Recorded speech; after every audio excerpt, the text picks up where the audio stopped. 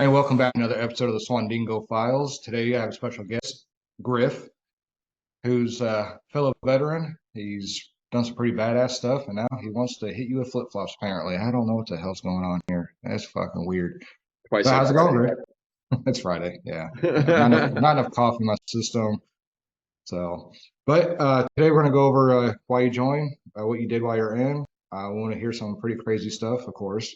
And then why you don't wear flip-flops in combat? Let's do it. So we can lead us off with why did you join? I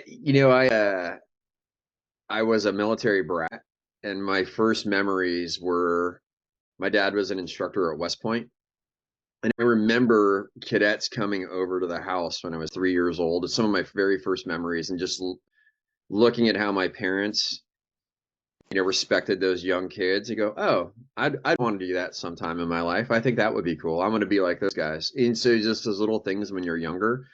And then I grew up in the 80s watching the A-Team and G.I. Joe, and they had Commando with Schwarzenegger. And we had the apex of 80s machismo, right? To drive guys to want to be in the military. So that just never ended as I was growing up. And then when you get into high school, life starts really coming at you fast. And yeah, I don't come from a wealthy family or anything, so it was either get a scholarship or get a job or join the military. So I did all three, and I applied to West Point. I got into the academy in 2000 to graduate in the class of 2001. And during my time there, it was really interesting. I always thought I wanted to be a pilot. It's sexy. I want to be a helicopter pilot. And I broke my shoulder really bad my plebe year, my freshman year at West Point. And although I never really had a doctor tell me I couldn't fly with the injury, and I probably could have, I just resolved in my mind that, oh, this is probably going to keep me from being a pilot. So I just started looking at other options that I really didn't know what to do, but I'm really good at math. Like I can do math in my head, and I love physics. And I had when you're there at the academy, and they keep you, there's, I don't know, 36 companies now, and each company has a U.S. Army officer and a U.S. Army NCO as your TAC NCOs. They kind of just watch you and make sure you're not getting in trouble and you're doing what you're supposed to be doing. My NCO was a guy named Inman, and he was a master sergeant out of the Ranger Regiment. So when you're at the academy, they don't know much about the Ranger Regiment, except they got that weird looking scroll on their shoulder and a Ranger tab. And back then when you're in the academy, everybody's, ooh, Ranger, you're Ranger qualified. And he just took me under his wing, and he says, all right, you're already jump qualified, because I went to airborne school during one of my years. And then they said, what they do is they take you and they put you in an active duty military unit as a platoon leader for a summer, to just so that way you can know what it's like to be a lieutenant. Oh, I know very well. I did 14 and a half years in 87, all that. So I remember seeing your little insignia on, and it's like pretend like you had authority. It's like, no, you don't. No, go away. No. But it was No, fun though, watching them and give us a little bit of grief and everything, and what the military was going to be like. yeah. So when we got down there, one of my good buddies, John, he got assigned to the same battalion as I did. As it was Bravo, second to the 319th Field Artillery Unit, 82nd Airborne, and John's a shorter guy, but you shouldn't underestimate him. He's a physical stud, and I'm just me. And we show up, and all of these other lieutenants, I knew I didn't have any authority with the NCOs. I was there to learn, but the other lieutenants were from VMI and the Citadel, and they just hated us. So we made it our entire mission every day to just put them into the ground during PT. Every which way we could, we wanted to embarrass these lieutenants as cadets, and we had a really good time of it that summer. And in the process, I really fell in love with jumping out of airplanes and blowing stuff up. And I said, okay, I'm gonna be an airborne artillery guy. That's what I'm gonna do. And then I just selected artillery at West Point when you get your branch selection during your senior year. And then I selected Fort Lewis because I wanted to be close to a Ranger battalion. And one of my mentors, he's a old Vietnam War guy, Colonel Babbitt. And he should have won the Medal of Honor, but he's got 2 Silver Stars instead from Vietnam. And he won him before he went to West Point. So yeah, just imagine that. So he got his 2 silver stars before being a freshman at West Point during the 60s. Can you imagine how hard of a time that was on him? Wow, right? Yeah. And Yeah. he says, like, I've traveled all over the world, and the best duty station is Fort Lewis, Washington. So I said, okay, there's a Ranger Battalion there. There's a Green Beret, ODA, so 10th Group is there. Hmm. Yeah, I'm just going to go there and be as close to the pin as possible. And he says it's a good place to live. And I've moved here and loved it. I'm a big hunter, fisherman, hiker, skier, mountain biker, and this had everything I wanted to do outside of the military. So I got here and I ended up at, the Strikers, the 8-wheel vehicles. Did you ever have those? I've never been in one. I did see them. I was only mechanized ever as a scout while I was in South Korea. That's the only time and they don't get any money in South Korea. So I was always a light scout. Yeah. Um, and I'm sure if you were a scout, you saw the non-tabbed infantry lieutenants and how they were Oh treated. yeah. Oh Yeah. yeah. So as an artillery guy, you got to fight for your slot to Ranger School. It's really hard to get. And so I did my time at Fort Sill, doing the pre-Ranger training, doing all of that. We whittled down from 70 something guys to 6 who were actually able to go, and 4 of us graduated. And when we got here at Fort Lewis and assigned to our artillery unit, your first job is to go to be a fire support officer in an infantry battalion. So you run around with the infantry guys on the radio calling for the artillery. And Colonel Chapa was a former regimental officer who would handpick all the Ranger tabbed artillery lieutenants out of their artillery battalion. And it ended up being one of the best decisions I ever did. He going to Ranger School, and he picked me up, and I walked into his office and I said, "Sir, I'll do whatever you need me to do for the next 9 months, but as soon as I can, I'm dropping my packet to the Ranger Regiment." And he looked at me and he smiled. He's like, "All right, you're going to be fine here." And we had the first 4 strikers in the Army. The very first 4. We had the full General Dynamics team, and so we were the poster children for the Striker as it rolled out for the U.S. Army. So we got to fly all over in C-17s, do all the combat landings, and it was a really interesting experience. But we missed Afghanistan, we missed the invasion of Iraq. So the unit was watching all of these other units go as we were testing this platform.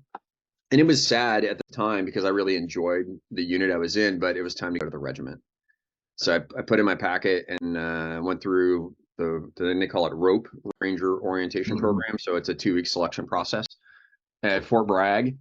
And the craziest part about that is the psychological evaluation. You I literally didn't even know there was one. No, for 2 days, you sit and you fill out bubbles and IQ tests. That's all you do.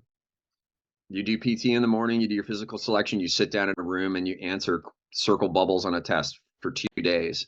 And then you go through the rest of your selection process. And then right before you go into your interview, they bring you to a teeny tiny little room. I mean, the room's probably 5 feet wide by 8 feet deep.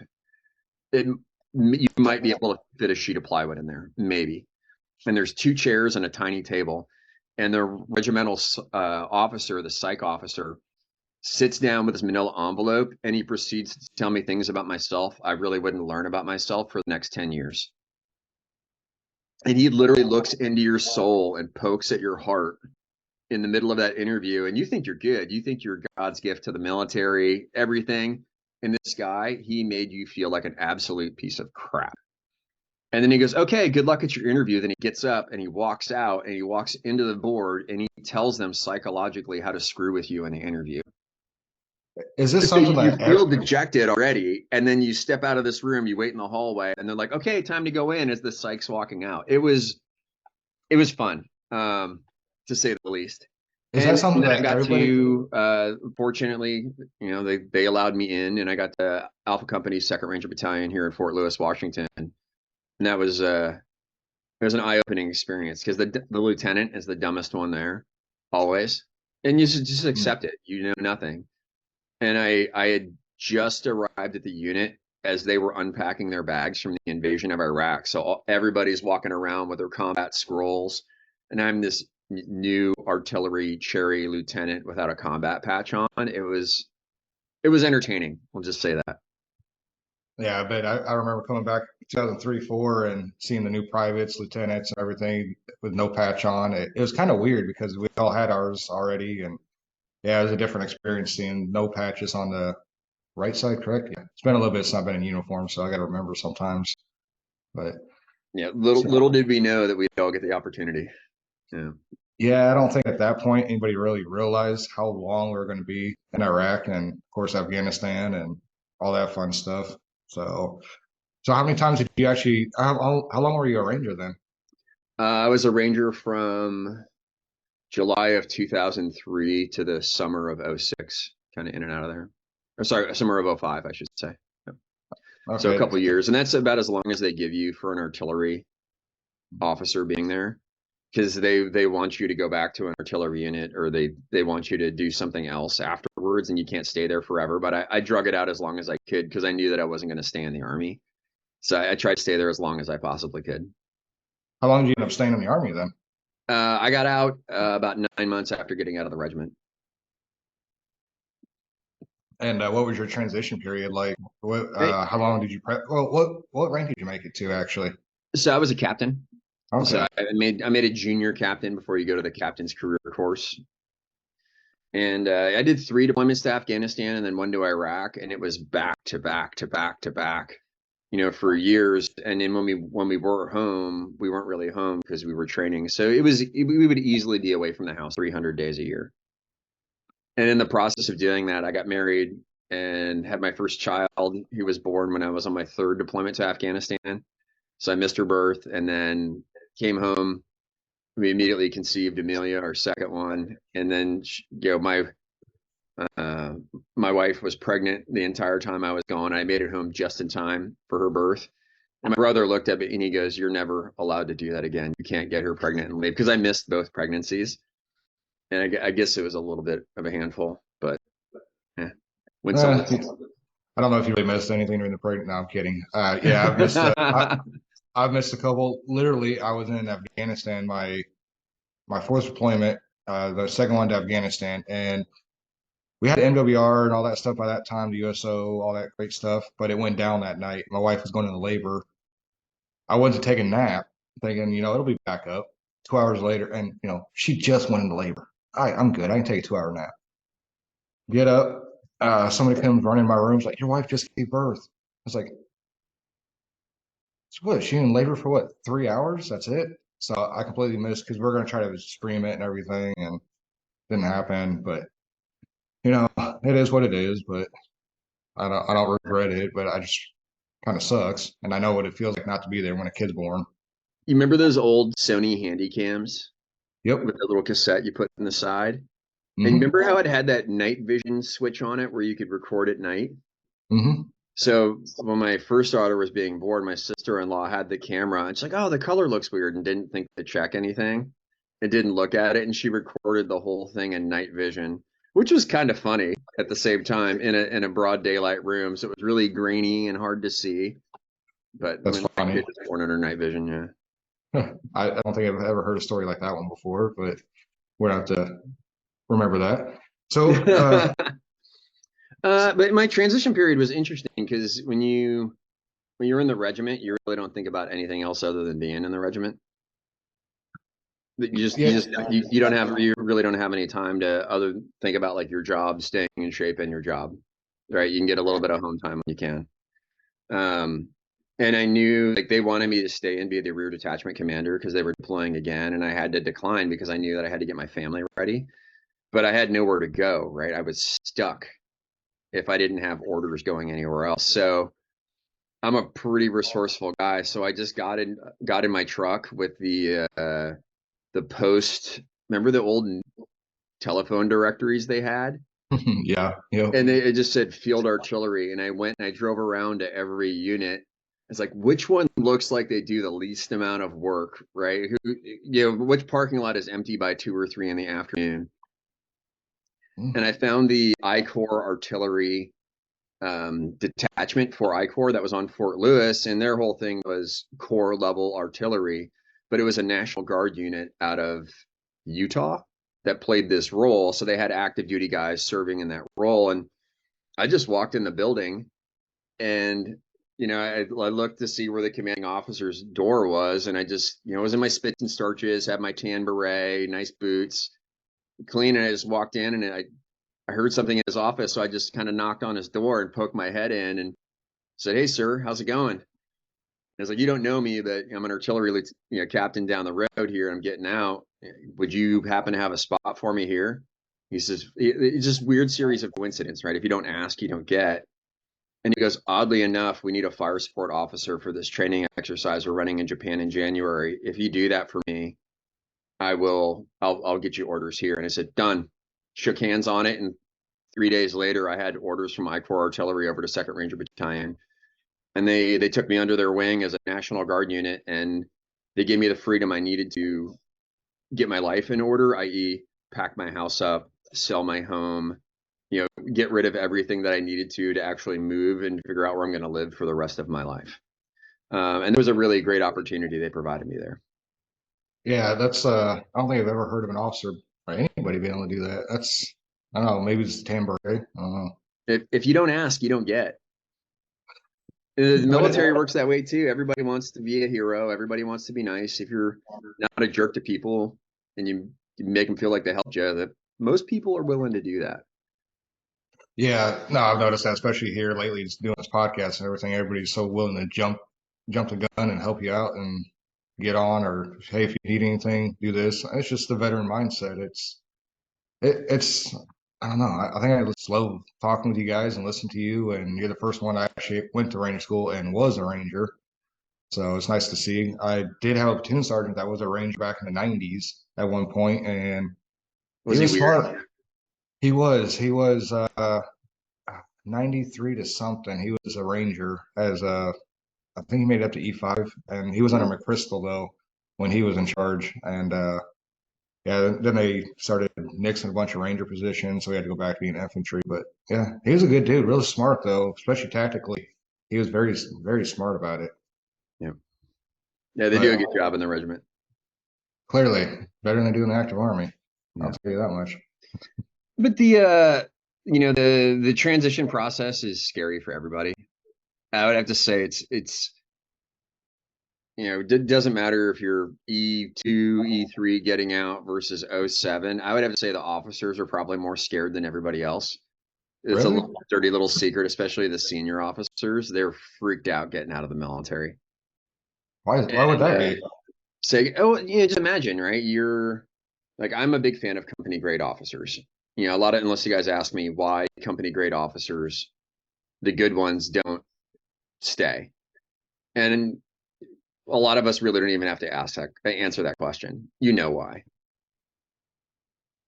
It just is the environment, the culture, like everything else. It's the young guys, they did their part, they wanted to help out, they wanted to be with the troops. And when they can't do that anymore and it's all politics, a lot of guys lose their flavor. And unfortunately, when that happens over time, the big guys making the decisions really don't have that. I wouldn't say they don't have the love, but I don't think they have that mindset first. But what they do have is they have a bunch of staff. They have a whole bunch of people who are used to prepping everything for them, getting their briefs, doing all that stuff. And although it's work, you have a lot of people working for you. And when those '05s, '06s have to get out and they're behind a desk in a cubicle somewhere working for somebody else, it's scary for them. Yeah. Yeah, yeah, that makes sense actually. I guess going from where you're, yeah, everybody does everything for you to not having that no more. I don't know. I always thought being enlisted would be scary because you don't lower enlisted, you really don't have any skills yet, except for discipline. And even today, that's kind of iffy, I'd say. Yeah. But even me coming out as an E7, I mean, I always told everybody, hey, make sure you get what you can while you're in. And when I was in, it's really I got some college, but I did air assault, rappel master, fries and spies, all that. But it's like none of that transferred to the outside. It's like, why did I waste my time doing all that stuff? Yeah, it looked cool while I was in, but never thought about the outside world, I guess you can say. Yeah. The one thing I tell people before they get out, especially the younger guys, I said, get a job on your supply shop. Learn how to buy stuff.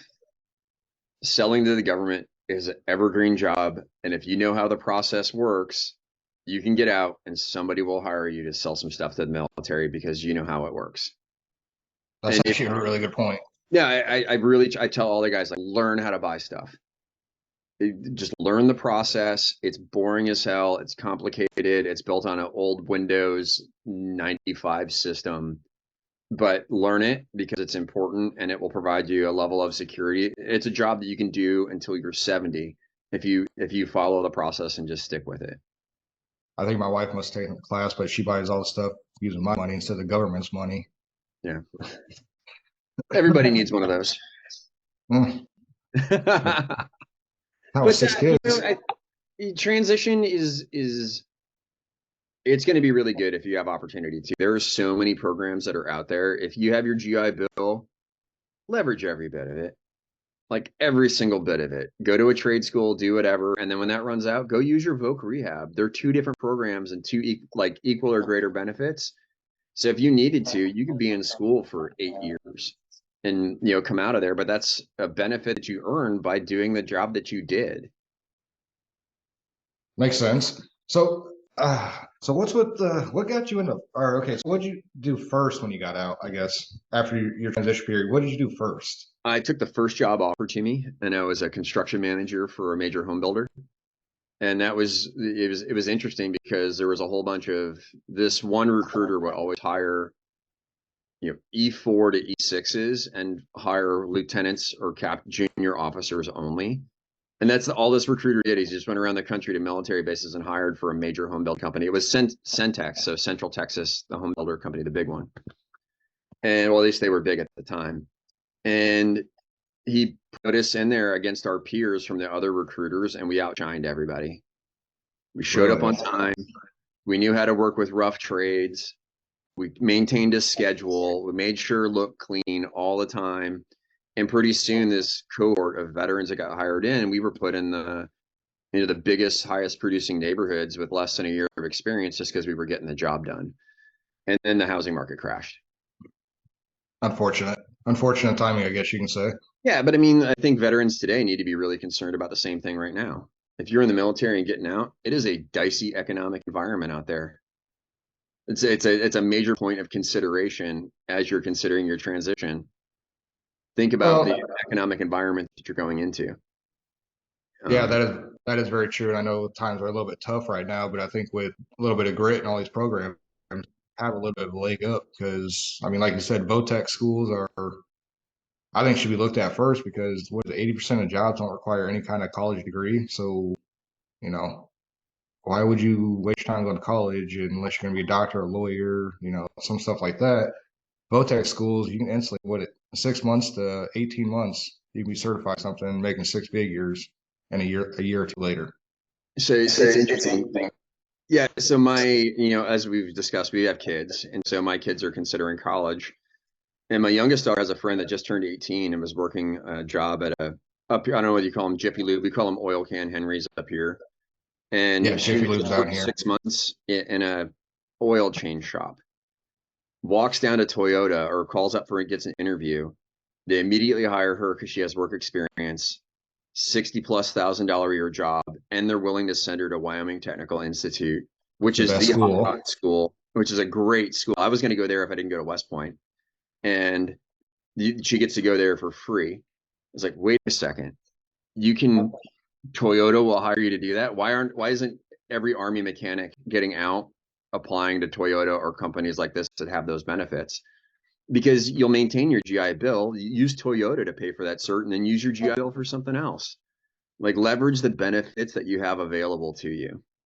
That is awesome. Is she in WildTech now, or? She's working at Toyota right now, and I think she's waiting for the next cycle to get into Wyoming Tech. But I mean, there are just so many great things that are open and out there for people if you ask. Right? That's all you got to do is ask. And I got on there earlier and I talked about it. You just got to ask. That is true. So, how did you get into flip-flops? So after I lost my job in the military, or not in the military, you can cut that out. So after I lost my job in home building, I faked my way into a job for a company called Remote Medical International. So as the Ranger platoon leader, the headquarters platoon leader, I was in charge of the medics and making sure the medics got to all their training. And I spent a lot of time with medics, so I learned a lot of emergency medical care processes and procedures. And I figured if one of my guys is going to get hurt, I always need to be able to lend a helping hand, right? I need to be able to know what's going on, know what the medics are doing, so I can get ahead of them, so we can get the casualties out of there as fast as possible. And I applied for a job as the military sales manager for this company called Remote Medical International, in which we were selling doctors, pharmaceuticals, and clinics to government contractors that were working overseas. And this is right as the Obama administration happened and the contracting boom took off. So I was flying all over the world, setting up these clinics in Africa, Afghanistan, other parts of the Middle East, Southeast Asia. But when I went there, I was just Griff. I didn't have a platoon of dudes and machine guns. I had a backpack, some cash, and a smile, and I had to get places that I needed to do for my job. And what I learned was that areas that are flourishing with small business don't have security issues. They just don't. If you look where all the bombings are at, they're on military compounds, embassies, and reporters. Where they don't happen is on the small business streets. And I just kept seeing that everywhere I went, and I go, well, why aren't we as a country doing more of this? It would take us less investment to fuel their businesses and their business economy than we are spending on the war, or we could create jobs and prevent the root cause of why we're having all of this terrorism. It was happening for years everywhere I went, same thing. And then one day I walked into a combat boot factory and I saw 300 people, 300 Afghans working, and I thought it was really cool. And the factory manager told me they were all going to go out of work when the war ended. And I said, that's bull crap. And I looked down on a table and there's this flip-flop thong punched through a combat boot sole. And I was like, Americans would buy that shit. And I called my Ranger buddy Donald Lee, and I registered combatflipflops.com on GoDaddy for $3.99, and that's how we started. So now we make products in conflict or post-conflict areas. And then up until August of 21, when we were able to, we used our profits for every product sold. We put a girl in school for a day in Afghanistan, and we put over 1,000 girls in school for a year, right before the withdrawal happened, which was unfortunate. Wow, that's pretty cool to hear. I didn't know that's what you guys were doing. I thought you were just making, but wow. So we make textiles in Afghanistan now. We make our flip-flops in Bogota, Colombia. We make jewelry out of landmines in Laos. We print all our shirts and hats and everything else here in the U.S. And we're just a small veteran-owned business trying to make good products and do right by people. Well, that's good to hear. How can people find you or get a hold of you? Everything is at Combat Flip-Flops. Everything is at Combat Flip-Flops. If you want to connect with me personally, I'm combatflipflops.griff, .griff. And if I'm not shadow banned, you got to type out the whole thing on there to make sure you get my name. But it's combatflipflops.griff, GRIFF. And why are you getting shadow banned? My opinions don't really go with the narrative sometimes. And, they've been flagging me for Kermit the Frog memes and a few other things. So it's pretty stupid. But everybody's got to play the game these days. Well, Kermit the Frog memes. All right, got it. So it's nice to have you on, Kermit the Frog memes. I'll remember that and I'll be looking out for it. Yeah. So it's nice having you on, Griff, and I'm glad you're doing such great things. And it's nice to talk to a fellow combat veteran. And it's nice to see you're doing so well and you're giving back so much. I mean, it's good to hear that. And do you have any words of wisdom to veterans getting out today? Hey, just be patient. The old mantra, slow is smooth, smooth is fast, is a real thing. Like, take it easy, be considerate, research any benefit that might be available to you, and leverage every bit of it because you deserve it. I appreciate that. And I think people need to hear that a little bit more often, honestly. But it's nice having you on the Swandingo Files today. And this wraps up this episode with Griff. Just watch out for Kermit